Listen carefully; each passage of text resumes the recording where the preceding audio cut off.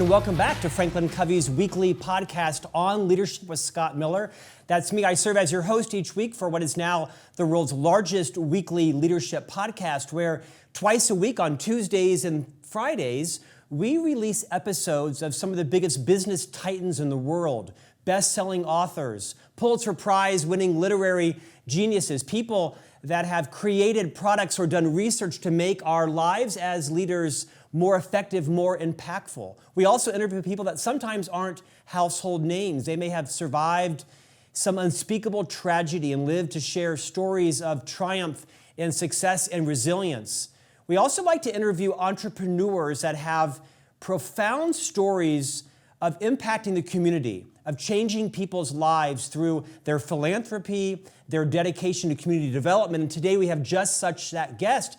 His name is Ryan Smith. You know him, of course, as the franchise owner and governor of the Utah Jazz. He is the co-founder and chairman of the Smith Entertainment Group and the founder and executive chairman of Qualtrics, one of the major success stories in the customer experience technology space in the last several years. He's joining us today from, I'm guessing, the Utah Jazz location, the Delta Center, from the looks of his background, here in Utah. Hometown hero and entrepreneur Ryan Smith, welcome to On Leadership. Scott, thanks for having me. Ryan, I got to share with you, you're the kind of franchise owner that every season ticket holder, every citizen of a state who buys a ticket for $50 or for $1,500 that sits up at the very top or at the bottom, you're the kind of owner we hope you would be, because I want to share an off-camera moment.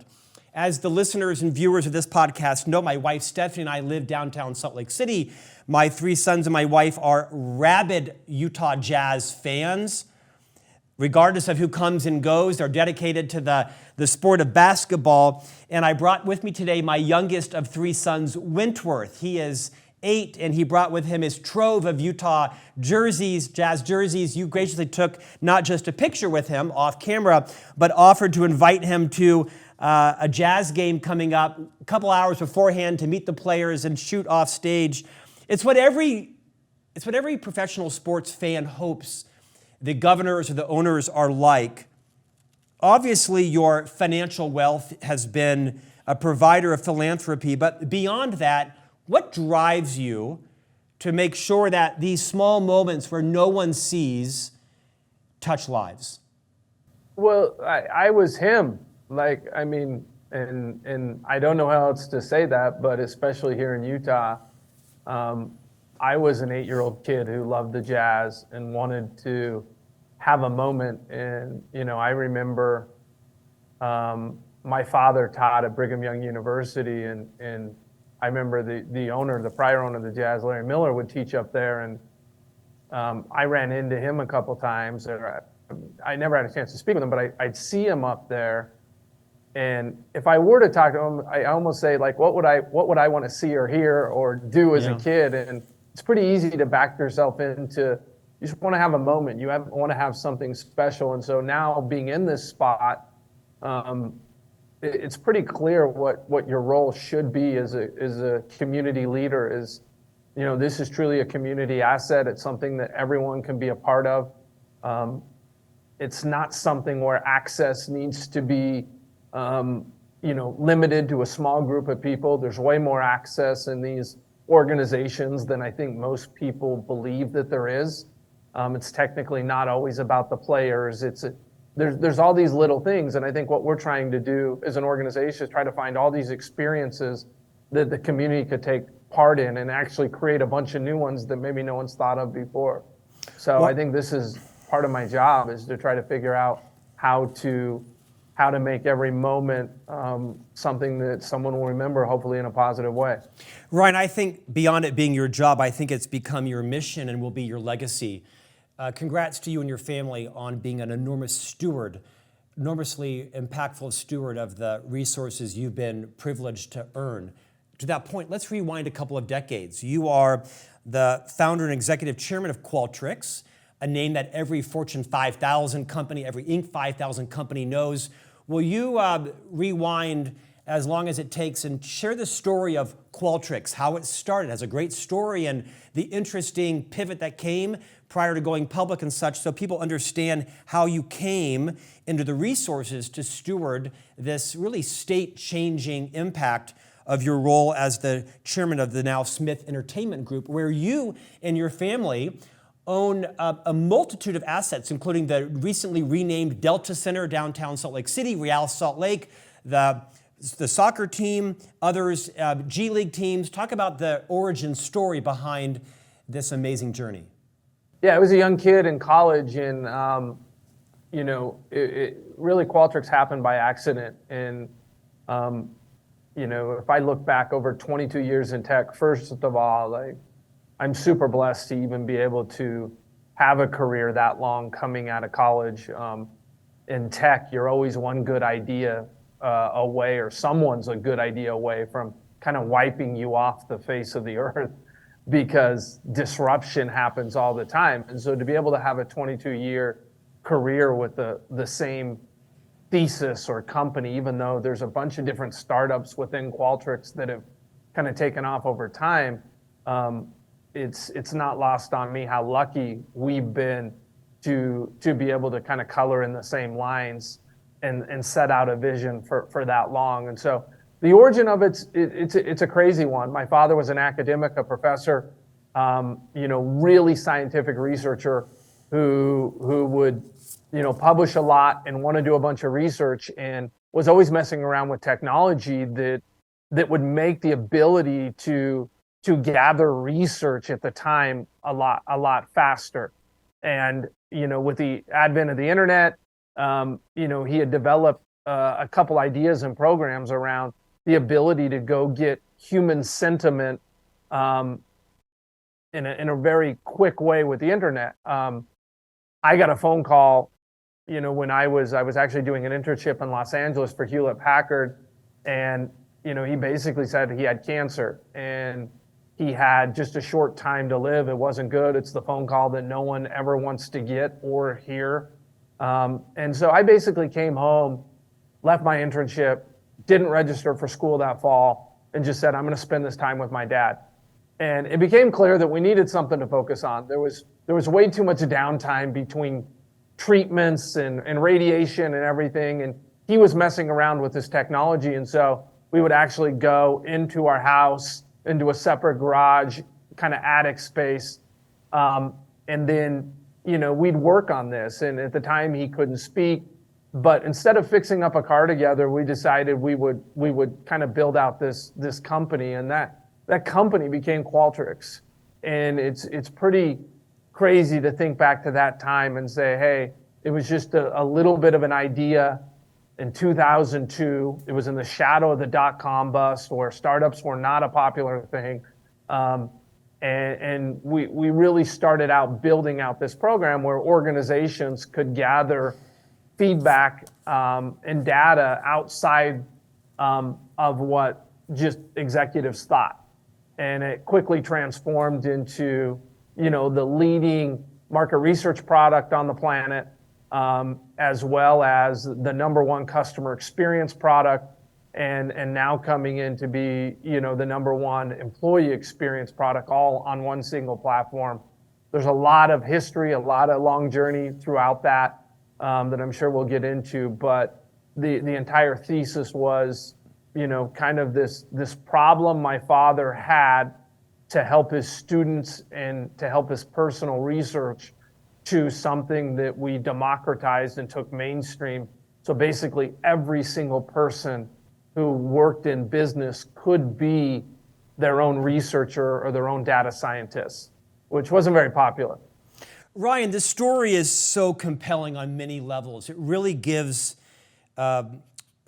life into every entrepreneur, solopreneur, intrapreneur, person with a side hustle, person who has a passion that believes they can scale something that not just changes lives, but provides potentially, economic opportunity, not just for them, but for their family, for their employees. I hope that every budding entrepreneur that's had a few setbacks, that's had a few late nights with their father or their sibling or their child or their spouse in the garage, that keeps going, because what you and your family have created is beyond economically viable. It's a motivating force to, I think, hundreds of millions of entrepreneurs that secretly have a dream. They found a problem, they've got a solution, and they're trying to figure out how to make it go forward. Qualtrics grew unbelievably fast. In fact, right prior to your going public on the stock exchange, something unique happened. Will you walk everyone through that trajectory of what happened before the IPO and what's happened since then? Yeah, Qualtrics was set up for about three different business models. And so I think this is something that everyone operating or an entrepreneur can kind of relate to. The first 10 years, we bootstrapped. We didn't raise any outside funding from 2002 to basically 2012.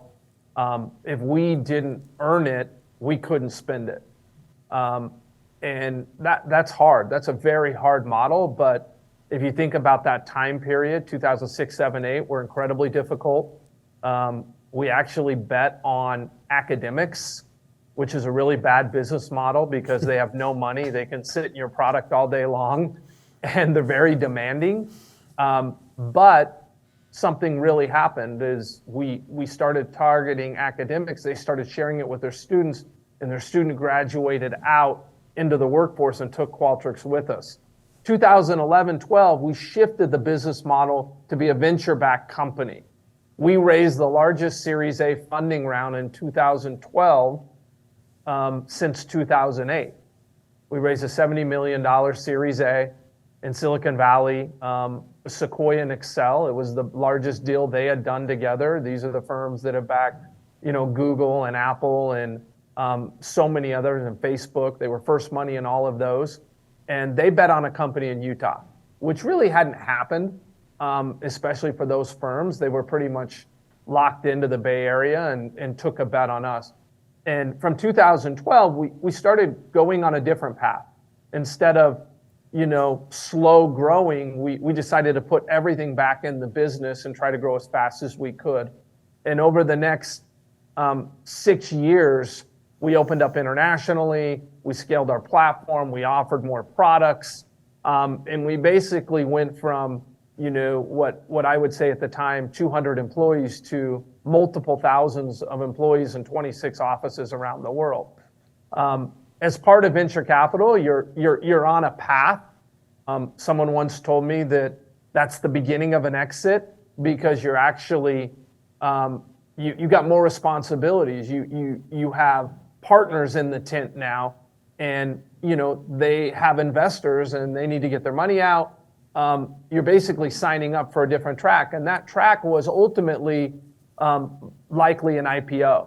And so in the beginning of 2018, we decided we were going to go public. We stood up in January with the whole company and said, "Hey, we've waited, what's been 16 years for this moment. It hasn't been fast, and we're going to get ready to go public." And the windows to go public are kind of either spring or the fall. There was one window in November that we thought we could hit and have the company ready to be a public company. For us, it was not about just going and listing on the market. It was about what happens when we're there and how can we operate over time. At least with a 3-year window, and is the company ready for that? We were on the road show. I had developed a bunch of relationships with the market and specifically Fortune 500 CEOs and the hyperscalers in the tech world. And one of them reached out while we were on the road show and said, "Hey, are you sure you want to go public?" And my response was, "Well, that's never been a destination for us. What's more important is we have this new software called experience management and this platform that we want to take to everyone in the world. And the public market gives us the biggest platform to be able to do that." This individual his name's Bill McDermott, and he was the CEO of SAP, which was the largest software company in Europe.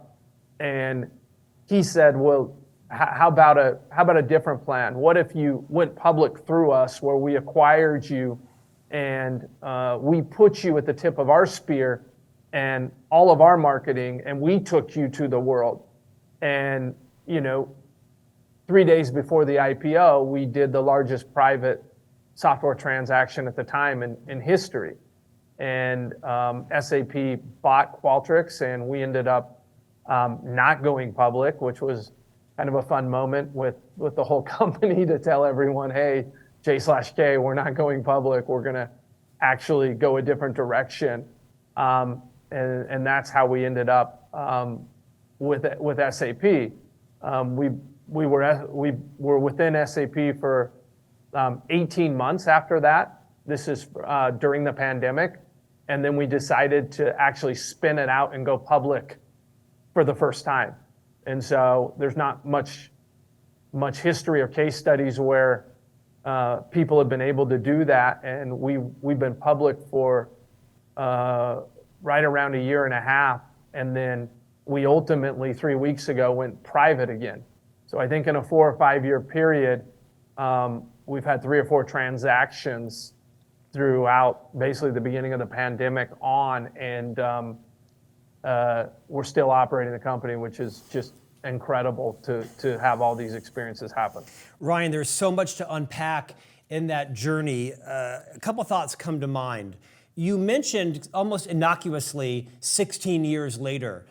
I think it's important to remind everyone there's no such thing as overnight success. You look at all of these entrepreneurs, people that have had major impact, whether it's an author whose 6th book becomes their first bestseller, whether it's an actor or producer who, 7th pilot becomes the one that puts them on stage. You toiled for 16 years building this company before you hit your financial inflection point. Is that accurate?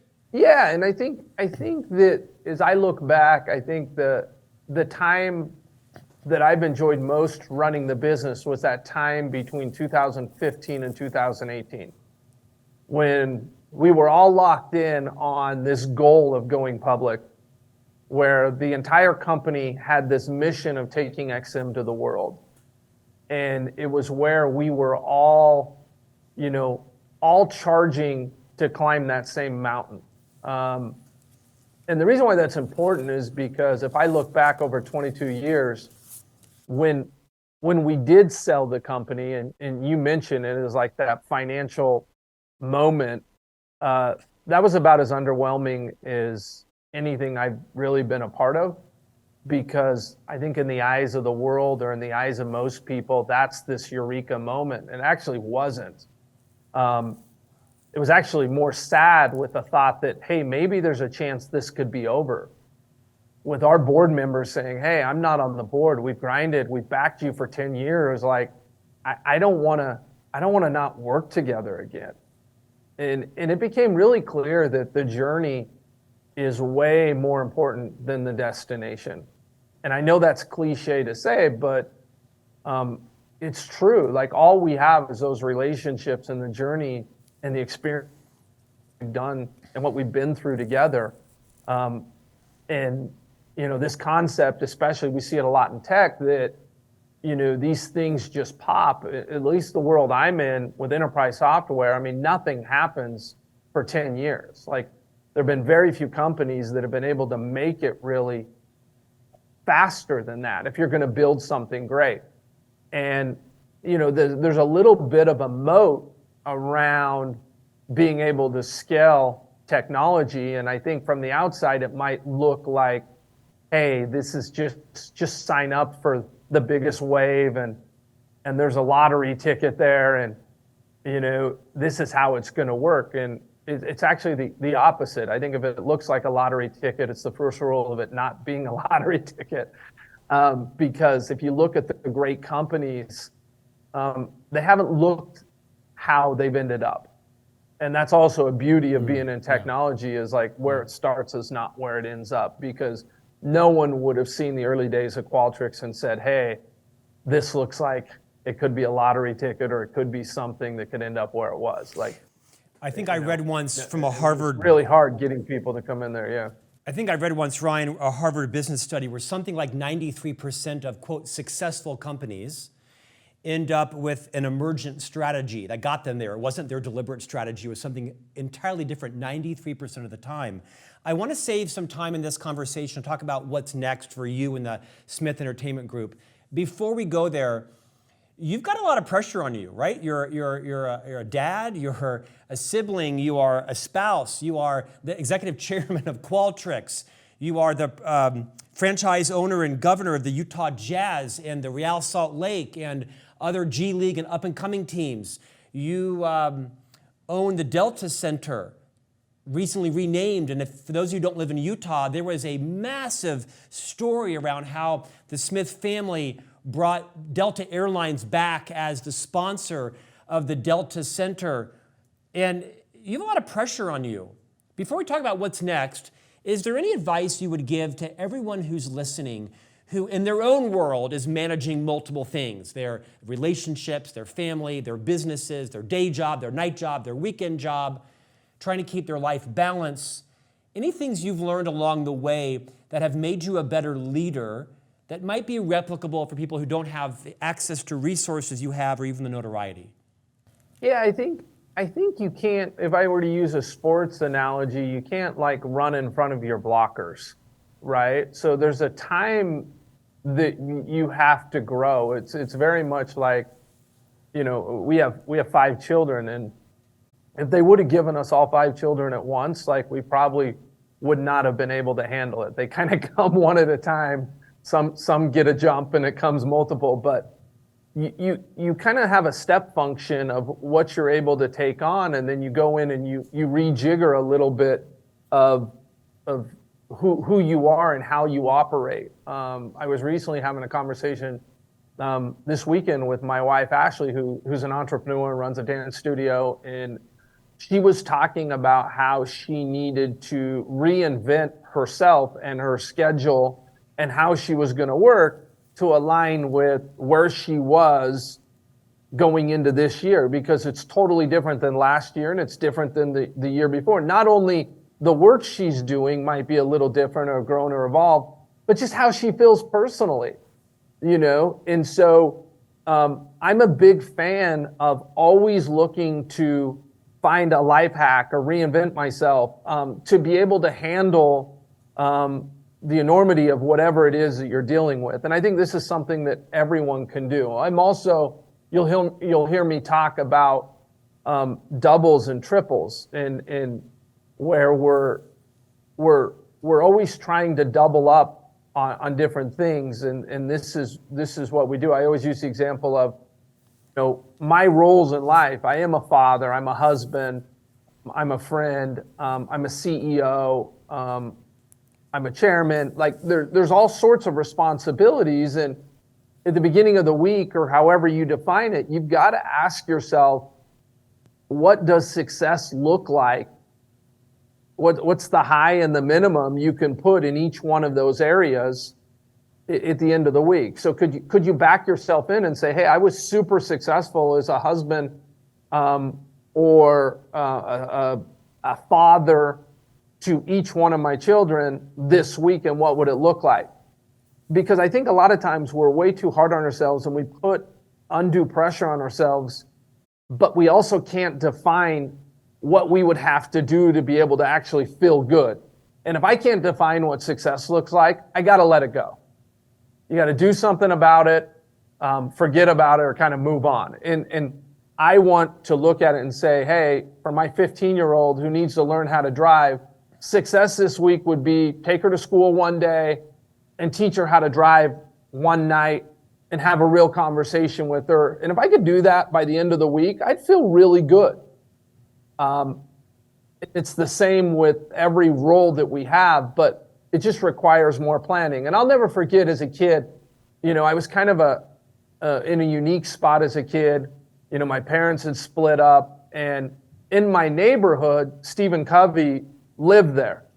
And on Sundays, just in our setup, in our faith, like you would go and you were assigned a family or two or kids to kind of go and mentor. And I'll never forget, Stephen Covey would come with one of his sons and come and visit my house. And I didn't know really who he was at the time because I was a young kid and didn't care about a whole lot. But he would sit down and he would explain and teach our family, and specifically me.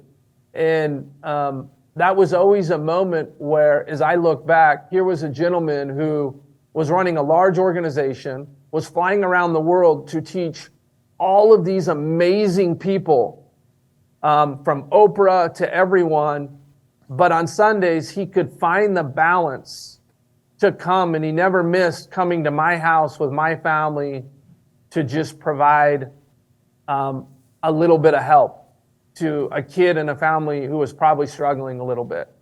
And so I think that there's a lot of lessons around where people are figuring it out. They're able to handle a lot, and it's how they're getting organized, even when they don't have a ton of resources, by just reinventing their own selves or the way they do things. And if you're still operating the same way you were 5 years ago, with today's situation, from schedule, how you wake up in the mornings, what you do, it's just an invitation to go think different and reinvent yourself, and maybe you'll get a different output, or be able to stair step a ladder up where what used to really hurt you or debilitate you actually is not something you worry about anymore, because you got that.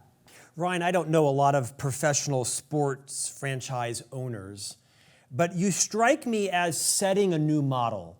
You strike me as someone who is fiercely mission-driven, enormously invested in the philanthropy of your organizations. Obviously, your dad's passing, or your dad's struggle with cancer, has had a grounding in your passion for the fight to combat cancer. In many ways, it's a big mantle. Maybe it's a mantle you don't want, but do you recognize that you're setting a new standard for franchise owners, franchisees, members of the team? The board of the governors of the NBA obviously has comprised of different people from different backgrounds, different stewardships. To what extent do you see yourself as a role model for the future of professional sports team owners and for philanthropists? The philanthropy and impacts, it's interesting, because when we sold the company in 2018, one of my biggest fears was that, I personally wouldn't be part of an organization or a business that could reach and make the impact that we had been making.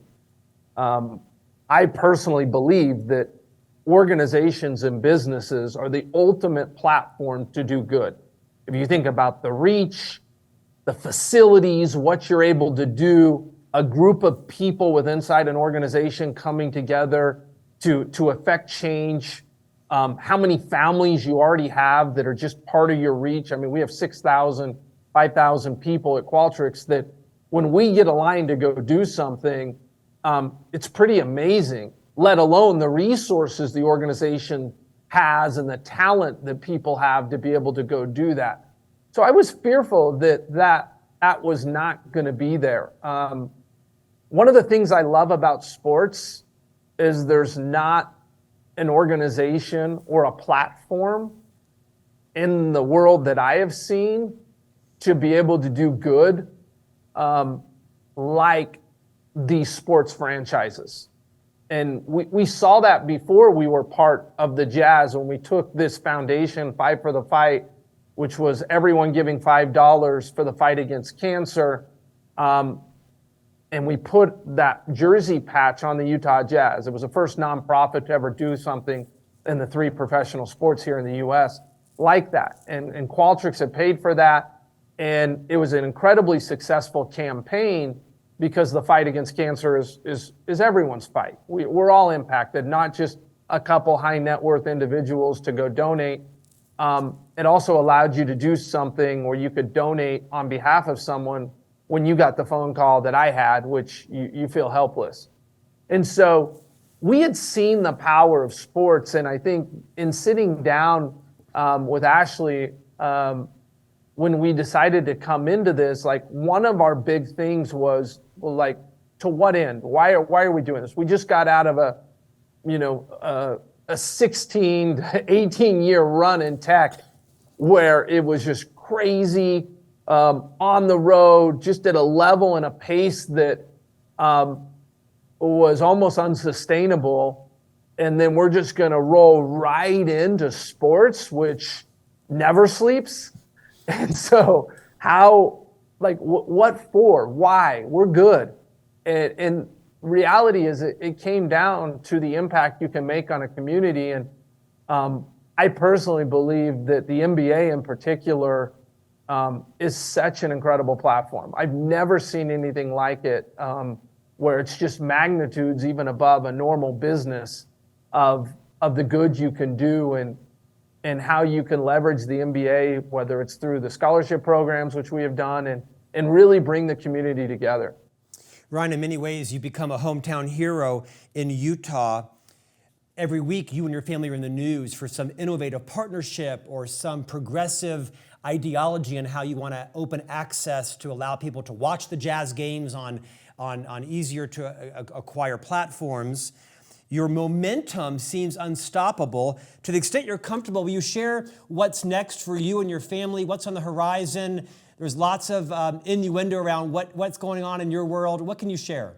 Well, I mean, we're off the just right off the hills, and we're getting ready to start SEG Media, which is Smith Entertainment Group. It's our media company. And if I go back to the days of what, kind of our background, it's really understanding the data around consumers. And historically, the model in media has been one specifically for local television where we would kind of offer a third party all of our rights, and then they would deliver an experience for our fan base. And the world's changed. I mean, that was a 10-year-old model, and we just launched the ability for every single Utahn to be able to watch Jazz games for free over the air. So if you basically have a TV with bunny ears or some sort of antenna, you can get the Jazz games. And overnight, that went from about 1.2 million people watching games to 3.2.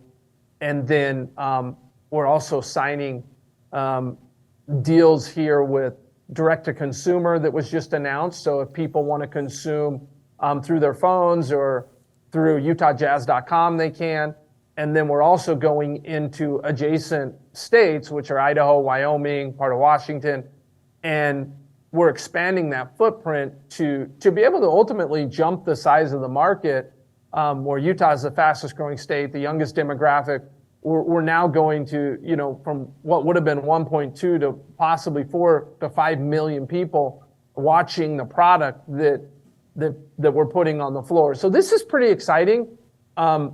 It's a new model.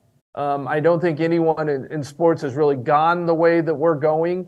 But it has much more to do that we don't have one consumer. And this is a pure Qualtrics moment because it's exactly what we do at Qualtrics. We have 4 or 5 different consumers that watch the games. We have, your kids, Scott, who are looking at it on YouTube and looking at it through maybe shorts. We have my parents who probably want to sit at home and watch the game end to end. We have people that are on the road. We have people who want to come but only want to catch a couple games. And so what we want to do is basically target different segments of our fan base and offer a product for every single group. It's not a one size fits all, and we're in a very highly personalized world. And so being able to lead out and work with the NBA to do this is super fun. I think the NBA is transforming and disrupting itself, which is what I love. Specifically with that, we're launching an in-season tournament. We just did the play-in. So we're looking at different models to be able to evolve, and it's been pretty cool to be a part of that evolution. If we look at sports in general, soccer, it's an exciting time for MLS with Messi coming and everything that we're trying to do. I'm partnering with David Blitzer, who also in Sports Back East on doing that around MLS expansion. And we're also looking at Utah. We've got a good chance for the Olympics to come back. There's no secret that we've been interested in hockey and really expanding this footprint of sports for the state. And I think that's an exciting thing. There's nothing that allows individuals to come and forget about life and have an experience in a moment than there is in live sports. And I think live events in general, we're watching with Taylor Swift and other things, where people really want to consume experiences. If you look at Delta Airlines, and we're very close with Delta, both on the Qualtrics side and them coming back into the arena. And in talking with Ed, I was just out at his Investors Day. They've never seen the type of demand for their product. And what we're seeing as consumers, it's almost not about just goods of consumption now. It's people want to prioritize having moments, having experiences, and actually doing stuff. And I think that is something that we're pretty bullish on as well, because it's truly a feel-good endeavor. And I think the one thing I love about, our shift in sports, as much as Qualtrics was a family business, to some point, the role that our partners and their spouses and Ashley and my family can have in doing this, it's truly a family effort. Like Ash and I just got back from the Hall of Fame this last weekend, where Dwayne Wade, who's a partner of ours, and Holly Rowe both received major awards, and Dwayne was inducted. Holly Rowe, who's obviously a famous broadcaster and sideline reporter, works for us, received an award, and it was something that we could do as a family, which is pretty cool. Coincidentally, I'm interviewing Ed Bastain in a few weeks on this podcast, the CEO of Delta Airlines. Ryan, finish with this thought. You talked about the product on the floor, which is obviously what my son Wentworth and Thatcher and Smith Miller watch with my wife Stephanie weekly when the Jazz are in town. What do you want viewers and listeners today to know what that goes on behind the scenes at the Delta Center with the Jazz, that you and your wife and the other people invested in leadership, and the players themselves and the coaches and the support and everybody, the guys who mop the sweat up amongst the net? What do you want people to know about what goes in to your passion around the product on the floor? Yeah, so coming from the business environment, it's unique, because we would always measure ourselves. If you've got Ed from Delta, you've got myself, we measure ourselves in market share. If you look at, what percent of the market do you have? And, the category leaders typically will have 30 or 40% of a market, and they're the biggest brand in that market. Sports, there's no market share. It's really about one winner, and the rest are pretty unhappy at the end of the year. And so I think there's 3 or 4 things that we try to work on when we think about the whole experience. Number one is, obviously, we want a culture being a championship organization, regardless of whether we're winning a championship or not. And that, to me, means we've got incredible people who are part of the organization, from the front office to the head coach, all the way down. And we've got people who are giving their all for themselves and for the fan base every single night. And I think that's what we saw last year with the Jazz, was just the ability of our fan base really wants people who play hard. And I think we had the most close games of any team in the league last year coming down the stretch. There was just no give up. And I think we've got 251 straight sellouts here in Utah, which is pretty incredible. When it comes to the organization behind the scenes, I'm smart enough to know that it's really about a team. And, what I've learned in 22 years in tech is you just want to get people who are smarter than you and help provide a really transparent and safe environment where you can communicate, and that, no one person has to be right. You just need to do it together and be right together. And so if you look at our organization, Danny Ainge is the CEO of basketball, and really responsible for the product on the floor, is getting the right product in here with Justin Zanuck, our GM. And then, we hired a new coach 2 years ago, he's going into his second year. He's one of the youngest coaches in the league, or was at the time, Will Hardy, who has done a fantastic job. And reality is just our ability to work together as an organization, and create a bond and trust between us that will help be something that not only the fans can see, but the players can see. And that translates off the floor and on the floor. And so, look, there's 30 teams. They're all highly competitive. Everyone wants to be the one team that is smiling at the end. And there's really not a lot of market share data out there that if you don't win, that you're happy. And so it's a very different environment. And we're building something special. We feel it. I think the city feels it. But at the end of the day, winning solves a lot of problems. It does, but I also think there's great value to what you said is you can have a championship team and still perhaps not win the championship that year. What a great goal for everybody. I want to end with this. Our time is up. I think it's important to clarify. I misspoke earlier when I talked about your dad's passing. Of course, your dad has not passed. He's very much alive. He's survived this bout of cancer. What's it like 20 years on for you and your dad? I'm guessing you don't have that same garage you launched this whole dream in. When you and your dad kind of like pinch yourself at Wingers or wherever you are on a Saturday evening together and you're talking about the journey, what's it like for you and your dad and those close around you to retrospect on this journey and talk about the impact you're having now through all of the work with foundations and the philanthropy and the Jazz and the Real Salt Lake and the Delta Center and Qualtrics and the things that are to come? What's it like with you and your dad when you talk about it? Yeah, so my dad and I, we've been in business with Qualtrics, and we do a little bit of real estate, but most of our stuff's really based on Qualtrics. And I think one of the rules in business is you always hear is never work with family. And I understand all the reasons why. However, I think that if you fast forward and you said, hey, wait a minute, what if we did start something we could hit our goals and we could actually do something amazing? And you just had a choice and said, if you could make it work, who would you want to do it with? And you get to that point and you're looking around. And for me, I have a brother who I recruited from Google in 2010 and my father.